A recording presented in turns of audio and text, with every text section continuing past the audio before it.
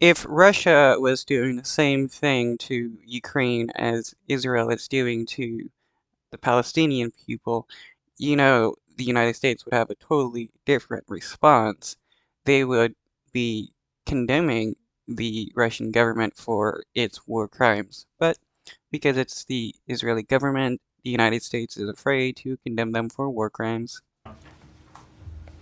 I have a follow. Sorry. Oh, there you are, Leon. I was looking for you. Right there. Sorry. Thank you. I'm sorry to insist on this a little bit. I mean, I know you've just given answers, but I mean, you're very careful, obviously, publicly as to what you say on the Israel-Gaza conflict, Hamas conflict. You mentioned, far too many Palestinians have been killed. You've mentioned a gap between the intent and the result. So I'm wondering, Yeah, if your intent is to take out a terrorist group, but the result is a bunch of innocent civilians dying in a war against the terrorist group. at this point in stage, that gap appears, to me at least, or to observers, to be widening. And as to what extent are you going to allow that to widen even more? In other words, is there a red line for you, in a sense, regarding Israel's response to Hamas?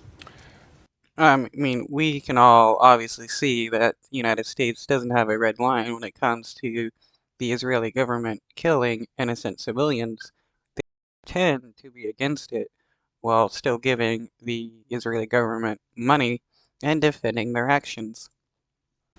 Leon, what I'd say is this. It's clear that the conflict will move and needs to move to a lower intensity phase. But what does that mean, though? A lower intensity phase, does that mean just killing less civilians at a slower rate than what they have been? Because, I mean, that won't change anything.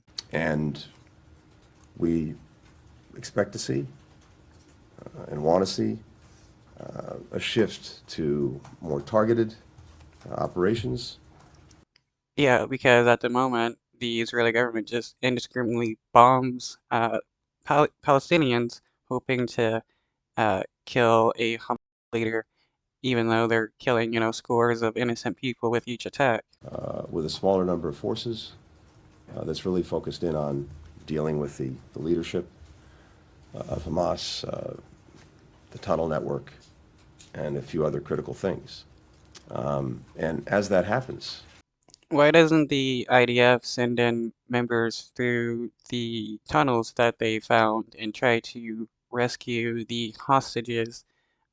They know the tunnels, yet they don't search them for Hamas members and the hostages. I think you'll see as well the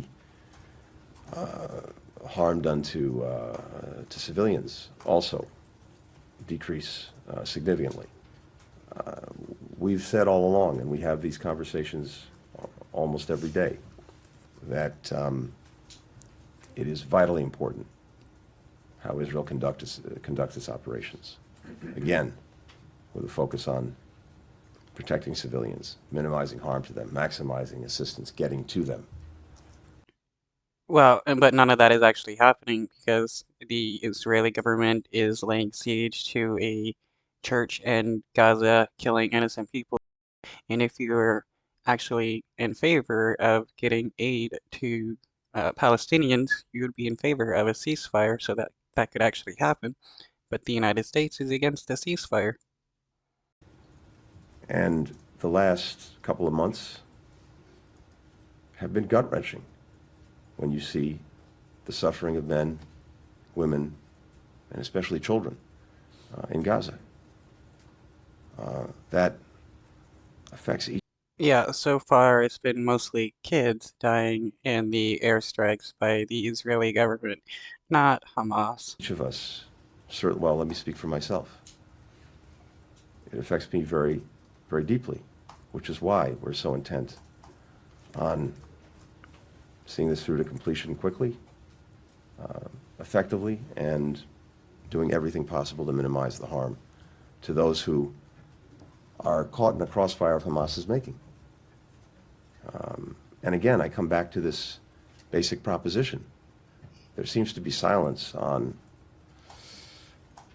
what Hamas could do, should do, must do, if we want to end the suffering of innocent men, women, and children. Okay, so to end the suffering of innocent men, women, and children, people should be condemning Hamas, even though they are condemning Hamas for their attacks on innocent. That still hasn't stopped the Israeli government from indiscriminately bombing uh, Gaza and the West Bank, killing 20,000 plus innocent people. Why is Palestinians being collectively punished for the actions of Hamas? A collective punishment is a war crime. It would be, I think, good if the world could